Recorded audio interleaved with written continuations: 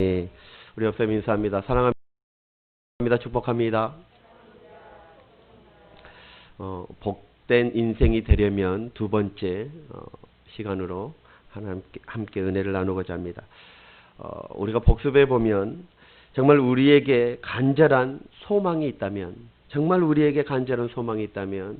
그것은 천국 가는 것인 줄 믿습니다. 이것이 우리의 진짜 소망이 되어져야 됩니다.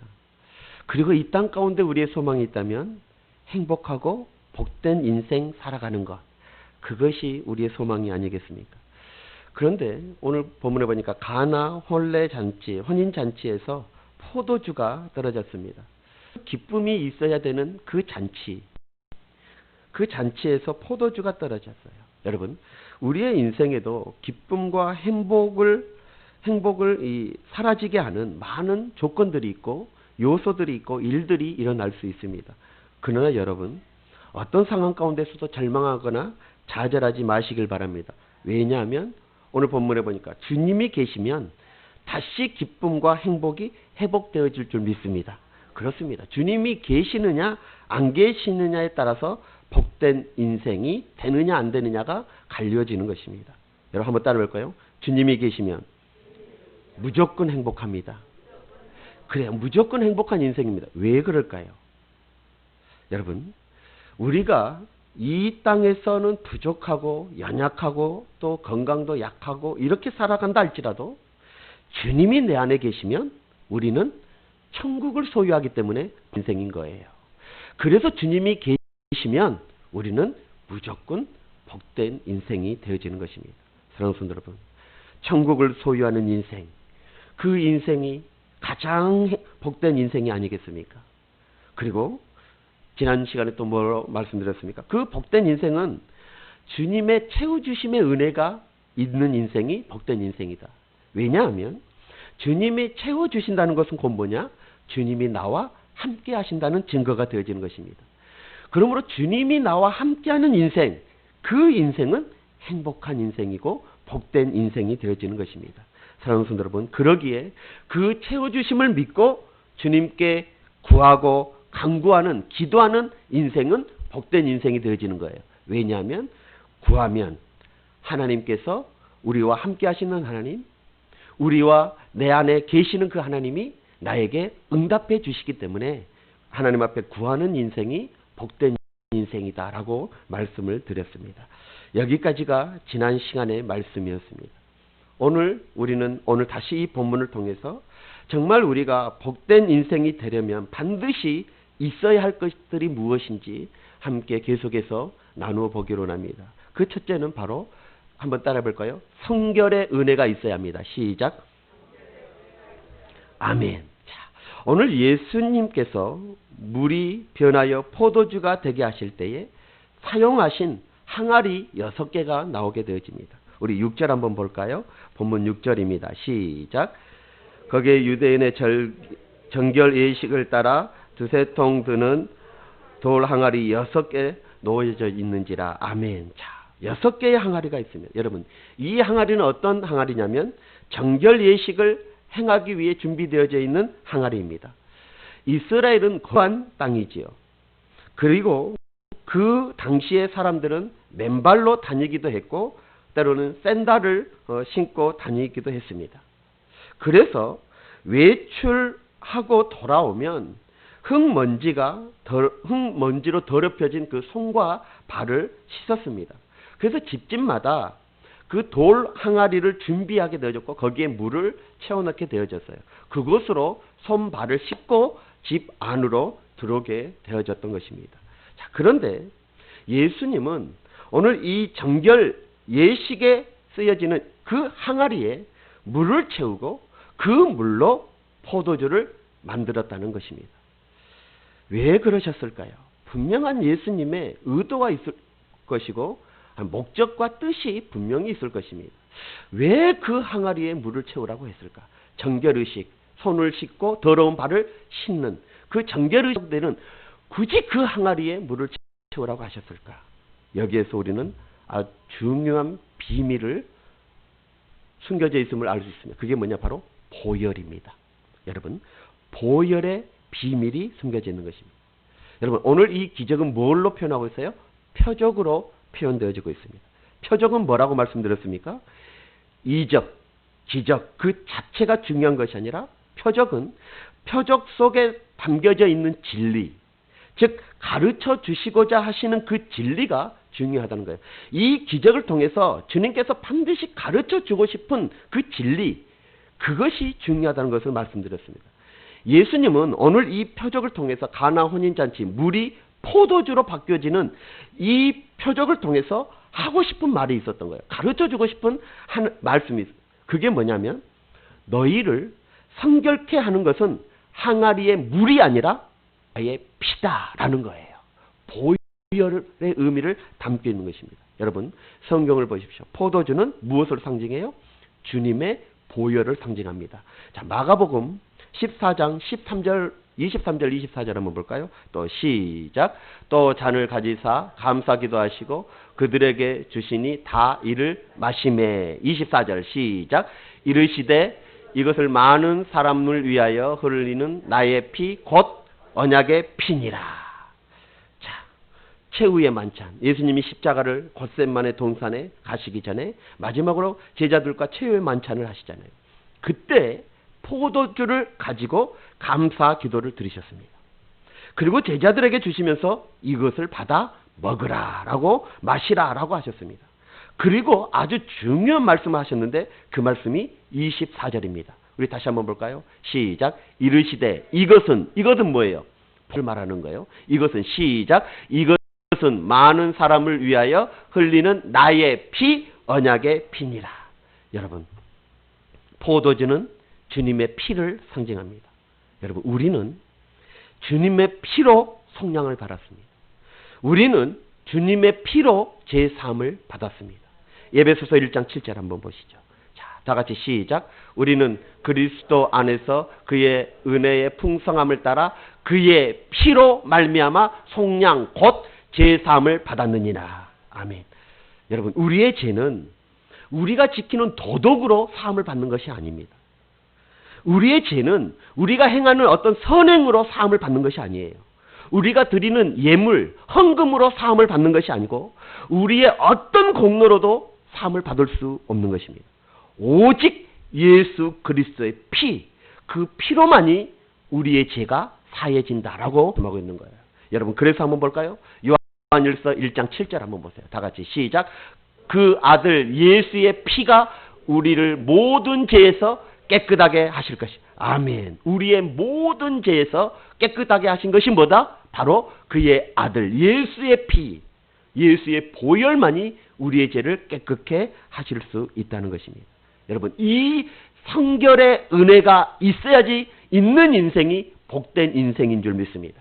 그래서 예수님께서는 의도적으로 그 항아리에 6개나 되어지는 그 항아리에 물을 채우라 하신 거예요.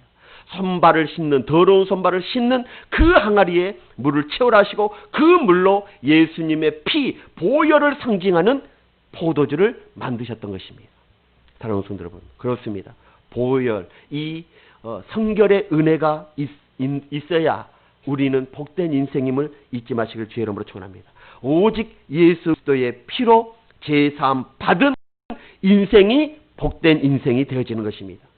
이런 의미에서 저와 여러분은 어떻습니까? 복된 인생이죠. 그러니까 지금 이 자리에 나오지 않았습니까? 주님의 그 흘리신 보혈로 우리의 모든 죄악을 다 사하여 주시고 그 은혜에 감사함으로 우리는 예배하러 이 자리에 나오지 않았습니까? 우리 옆 사람입니다. 그래서 당신이 복된 인생입니다. 시작.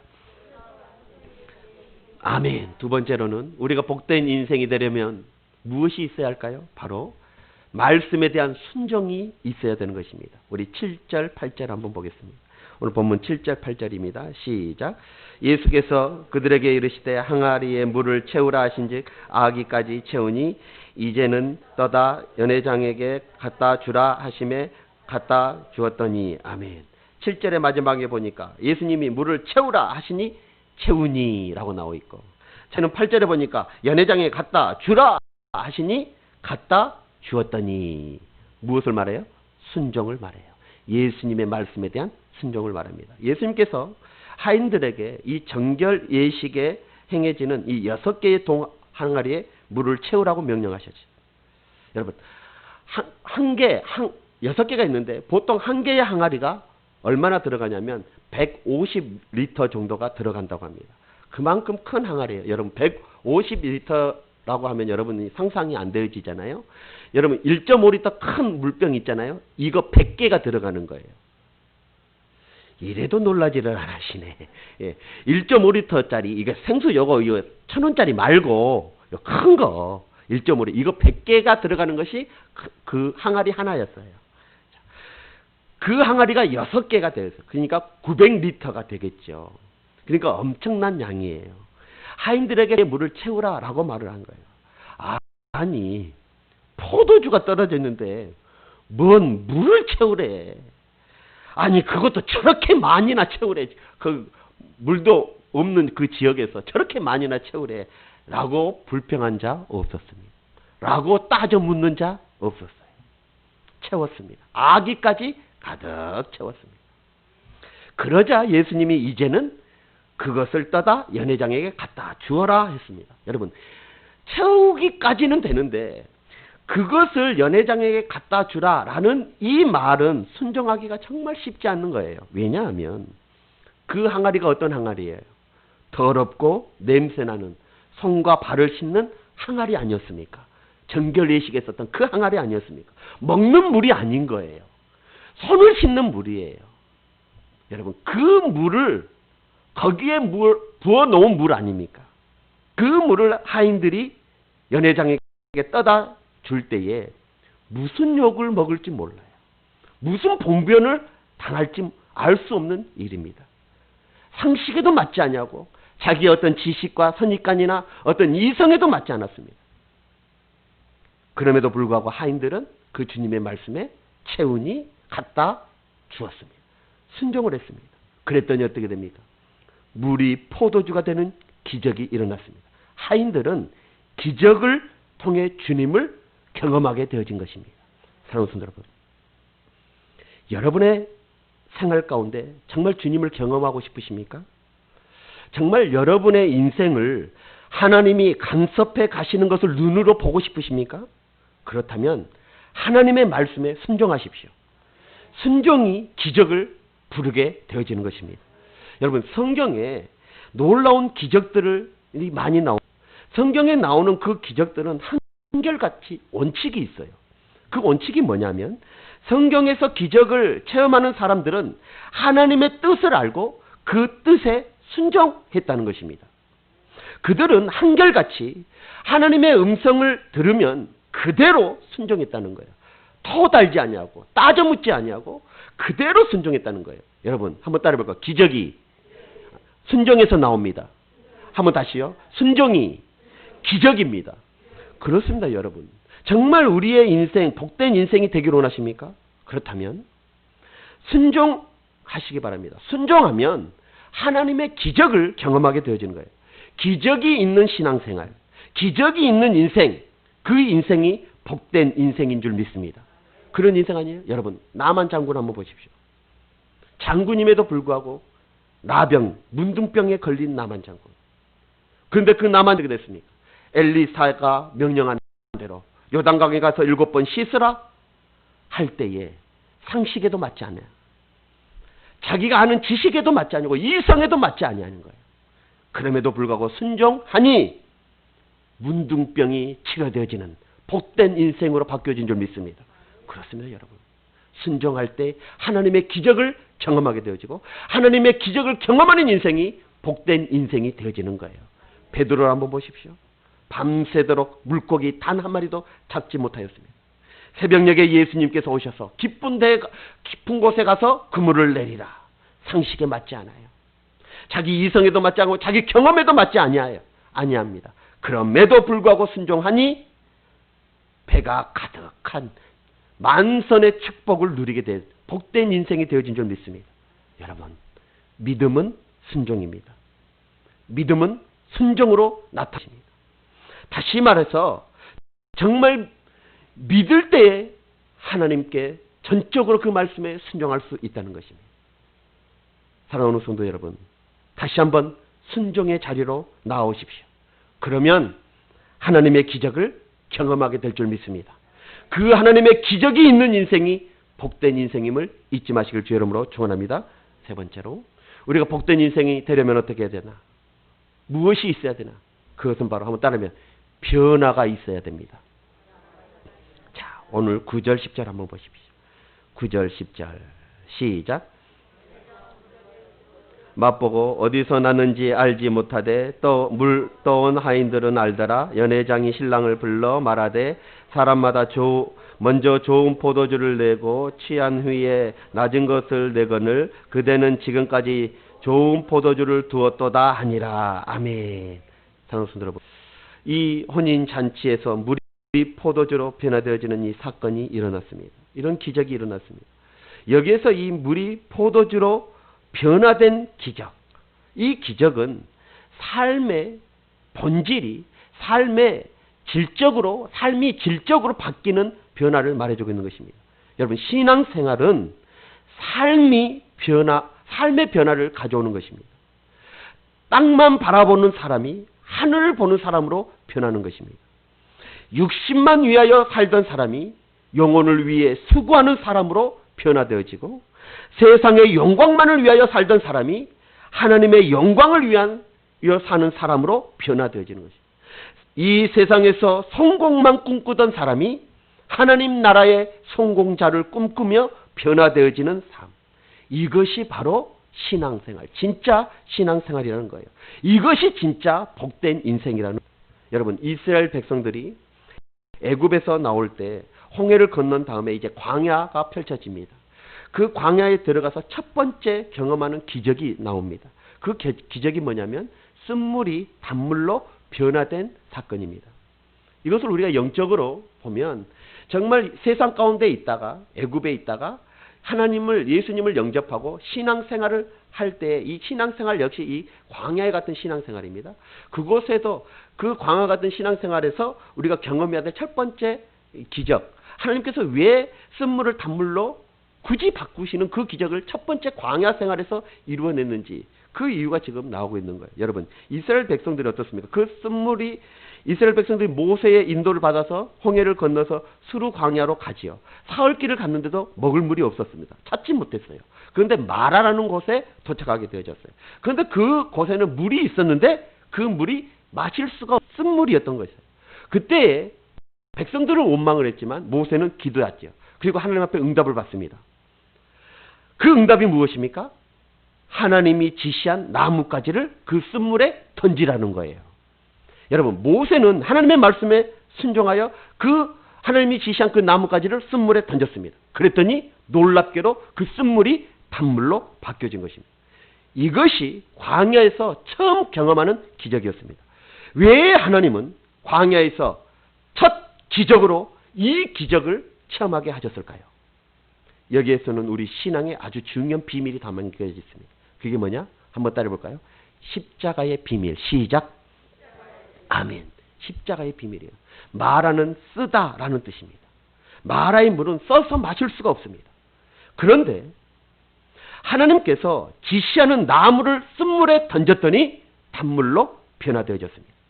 하나님은 이 첫 번째 기적으로 무엇을 보여주시기 위함이에요? 저주를 축복으로 바꾸시는 하나님. 불행과 고통을 행복과 기쁨으로 변화시켜 주시는 하나님. 그 하나님을 계시하고 계신 것입니다. 여기에 또 비밀이 있어요. 그러기 위해서 뭐가 필요하다? 아무 나무나 던진다고 쓴물이 단물로 변화되어진 것이 아닙니다. 하나님이 지시한 그 나무를 던질 때만이 변화되어지는 역사가 나타나는 거예요. 여기에서 하나님이 지시한 나무가 무엇입니까? 그것이 곧 예수 그리스도께서 지신 십자가를 상징하는 것입니다. 여러분, 어떤 나무를 던져도 소용이 없습니다. 금도끼를 던지고 은도끼를 던져도 쓴물이 단물로 바뀌어지지 않아요. 하나님이 지시한 나무를 던져야 되는 것입니다. 여러분, 인생의 쓴물에 예수 그리스도의 그 십자가가 들어오면 단물이 바뀌게 되어지는 거예요. 정말 주님이 지신 그 십자가를 의지하고 사는 사람의 인생은 단물로 바뀌게 되어지는 것입니다. 여러분, 내 의를 의지하고 내 능력을 의지하고 내 수고를 의지하고 어떤 내 정직함을 의지한다고 해서 우리의 인생이 바꿔지는 것이 아닌 거예요. 여러분, 그것은 아무 나무나 던지는 행위와 같습니다. 그것으로는 변화되어지지가 않아요. 오직 십자가 붙잡아야 되는 것입니다. 내 공로가 아니라 십자가를 지신 예수님의 공로, 그것을 의지해야 되는 거예요.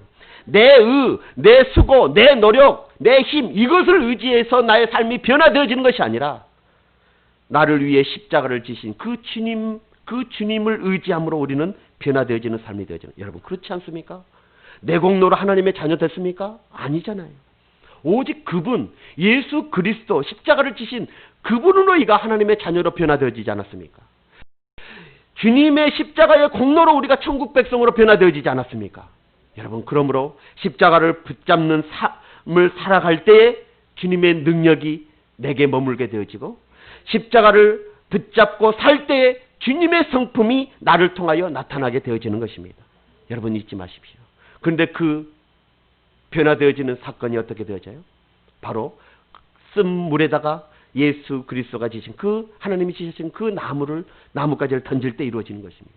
여러분, 포도주는 무엇을 상징합니까? 포도주는 기쁨을 상징합니다.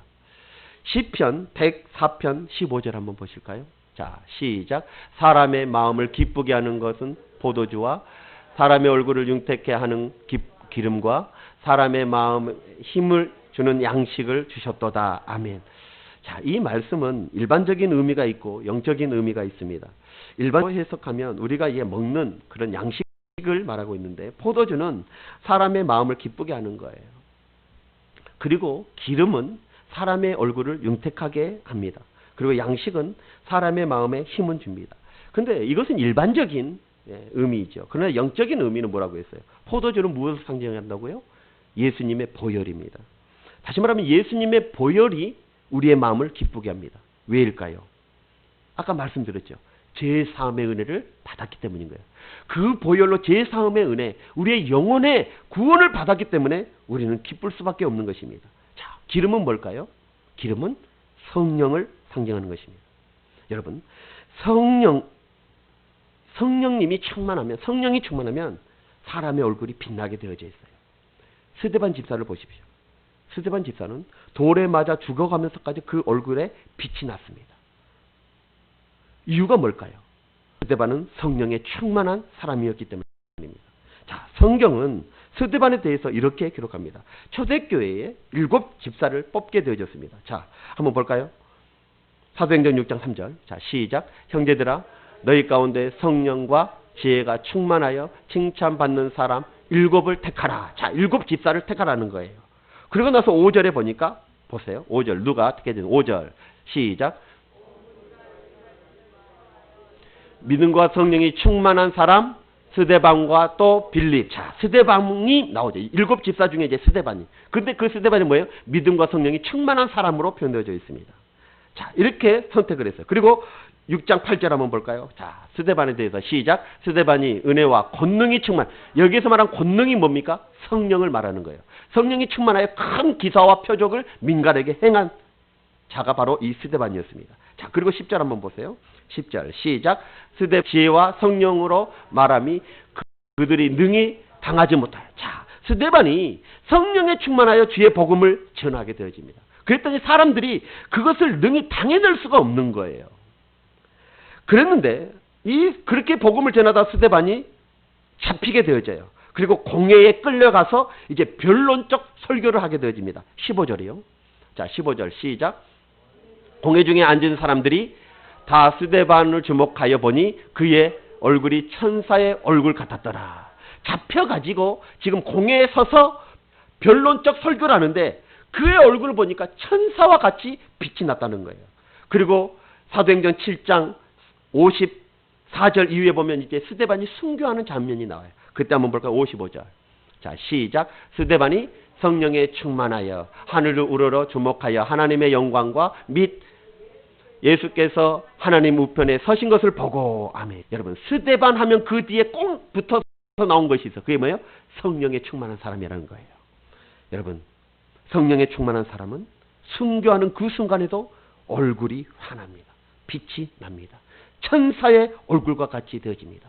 이런 의미에서 옆 사람의 얼굴을 한번 보세요. 빛이 난지 안 나는지 한번 봐보세요.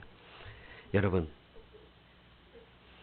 포도주는 우리의 마음을 기쁘게 하고, 기름은 우리의 얼굴을 윤택하게 하고, 양식은 우리의 마음에 힘을 주게 한다라고 말하고 있습니다.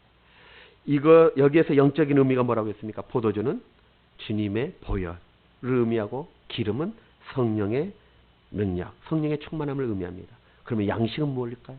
양식은 바로 하나님의 말씀입니다. 하나님의 말씀은 우리의 마음에 힘을 주게 하는 것입니다. 하나님의 말씀을 붙잡으면 어떤 고난에도, 어렵던 가운데서도 힘이 나게 되어져 있는 것입니다. 그런데 여기에서 제가 말씀드리고 싶은 것은 바로 이 포도주입니다. 포도주는 기쁨을 상징한다고 했습니다. 여러분, 기쁨이 없는 인생은 기름 없는 램프와 같습니다. 아무런 의미가 없는 것입니다. 오늘 이 잔치집에 포도주가 떨어졌습니다. 인생의 기쁨이 사라지는 것을 지금 의미하고 있는 것입니다. 그런데 주님이 물로 포도주를 만들어 버리셨습니다. 그런데 그 포도주는 이전 포도주보다 더 맛이 있었다는 거예요. 무슨 의미예요? 주님은 세상이 주는 기쁨보다 더 큰 기쁨을 주시는 분이 주님이시다는 거예요. 이게 어떤 기쁨이에요? 영적 기쁨인 거예요. 영혼의 기쁨이 되어지는 거예요. 여러분, 이 기쁨을 저와 여러분들이 소유할 수 있는 여러분들이 되시 주의 이름으로 축원합니다. 이 기쁨이 어떻게 되어지느냐? 그것은 바로 십자가. 주님이 지시하는 그 십자가를 붙잡고 사는 사람이 누릴 수 있는 기쁨인 줄 믿습니다. 주님의 보혈을 의지하는 사람은 세상이 줄 수 없는 기쁨과 평안이 넘치게 되어지는 것입니다. 이것이 진짜 복된 인생 아니겠습니까? 그러므로 사랑하는 성도 여러분, 정말 그 십자가를 붙잡고 살아가는 저와 여러분들이 되시길 주의 이름으로 축원합니다. 자, 마지막으로 우리가 복된 인생 되려면 무엇이 있어야 될까요? 한번 따라 해보겠습니다. 주의 영광이 있어야 합니다. 자, 우리 11절 한번 볼까요? 11절 시작.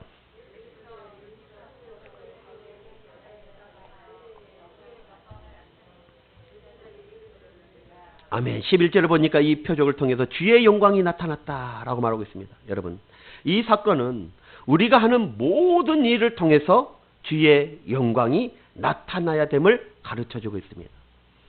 우리가 행하는 선한 일, 거기에 주의 영광이 나타나야 되고, 우리가 하는 모든 수고, 모든 사역, 모든 순종, 또 더 나아가서는 우리가 하는 우리의 인생의 삶을 통해서 우리가 높아지는 것이 아니라 주의 영광이 나타나는 인생, 그것이 진짜 복된 인생이 되어지는 것입니다. 오직 하나님의 영광만이 나타나는 인생이 복된 인생이 되어지는 거예요. 여러분, 신앙촌의 창시자인 박태선 여러분 아시죠? 이 박태선은 창동에 있는 창동 장로교의 장로였습니다. 그런데 그가 부흥회 때 은혜를 받고 신유의 은사를 받게 되어졌습니다. 그 후에 많은 교회들에게 초청을 받게 되어지고 대중 집회를 통해서 많은 사람들이 진짜 낫는 그런 역사가 나타났습니다. 그런데 거기까지는 참 괜찮았는데, 그런데 점점 이 박태선이가 스스로 높아지기 시작했습니다.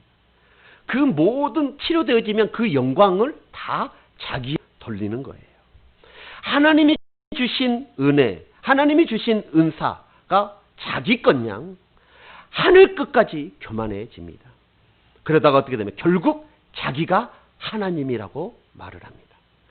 자기 나이가 5700살이래요.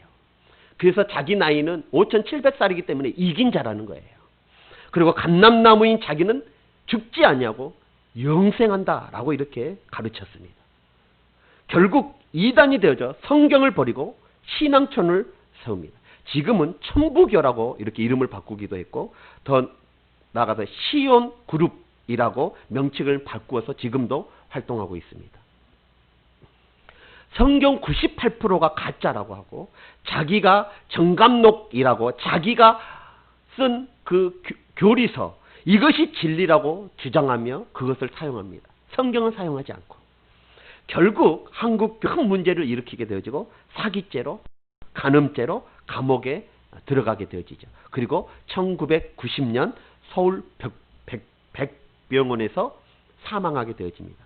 여러분, 영생한다던 사람이 죽게 된 것입니다. 지금도 이 박태선으로 인하여 수많은 이단들이 발생했습니다. 대표적인 이단이 바로 신천지입니다. 하나님께서 은혜로 주신 그 신유의 은사, 그것을 받았으면 더 겸손하게, 더 하나님의 영광을 나타내야 하는데, 하나님의 영광은 온데간데 없고 자기가 하나님의 자리에 앉아서 자기가 하나님의 영광 다 가로채버리고 살았더니 이렇게 비참한 인생이 되어져 버린 것입니다. 여러분, 이재록도 마찬가지입니다. 자기가 하나님입니다. 자기가 성령입니다. 자기가 마지막 때 준비된 사자라는 것입니다. 그래서 별장을 지어놓고 호화호식을 즐기며 그곳에서 여성도들을 소폭행하고, 그래서 잡혀서 지금 감옥에서 18년 받아서 감옥살이 하고 있지 않습니까? 하나님인데, 마지막 때 귀하게 준비된 사자인데 성폭력범이 되어져 가지고 지금 감옥에 있는, 그런데도 지금도 그 어디죠? 만민중앙교회. 여러분, 우리는 깨어 있어야 돼요. 여러분, 지금으로부터 10년 전에, 2010년이죠.